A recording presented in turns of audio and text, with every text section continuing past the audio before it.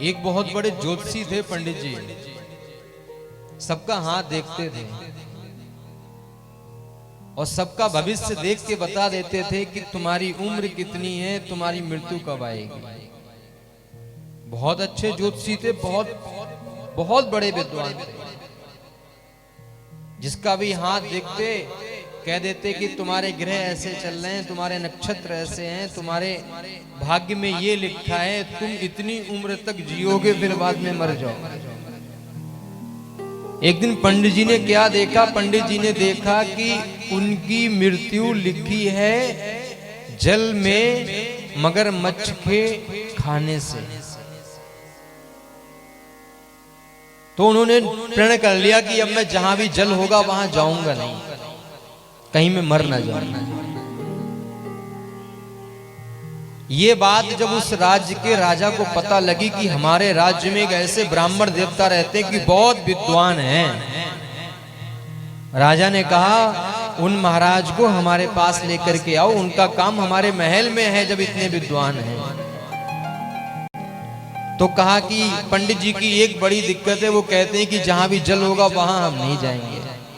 महाराज ने कहा उनको लेकर के आओ, पंडित जी के लिए हम पूरी व्यवस्था करेंगे, जहां भी जल होगा उसके पास तक हम पंडित जी को पहुंचने ही नहीं देंगे।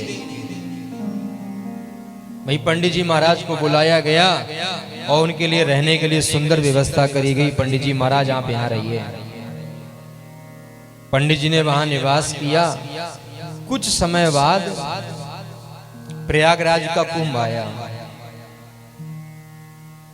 महाराज ने कहा देखो अब तो बहुत वर्ष रहते रहते हो गए पंडित जी आपको, और अब तो आपका मृत्यु भी बाल मां का नहीं कर सकती, आप सब कुछ जानने वाले हो। प्रयागराज में कुंभ का मेला है और आपको मेला में हमारे साथ चलना है। पंडित जी ने कहा नहीं नहीं, वहां जल होगा, संगम का तट है और मुझे जल से ही खतरा है, मुझे नहीं जाना है। महाराज ने कहा पंडित जी जहां पे आप स्नान करोगे जिस जल में, मैं चारों ओर सैनिक खड़े कर दूंगा, जल को छनवा दूंगा पहले से ही, तुम्हारे लिए कोई खतरा ही नहीं रहेगा।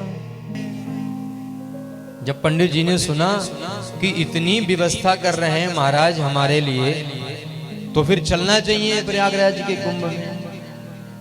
अब पंडित जी तैयार हो गए चलने के लिए। महाराज उनको प्रयागराज के कुंभ में लेकर के आए।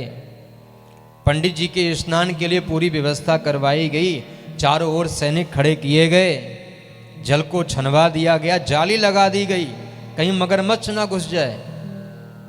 और जैसे ही पंडित जी जल के अंदर घुसे, जल के अंदर ही मगरमच्छ प्रकट हो गया और पंडित जी को खा लिया। पंडित जी की मृत्यु हो गई।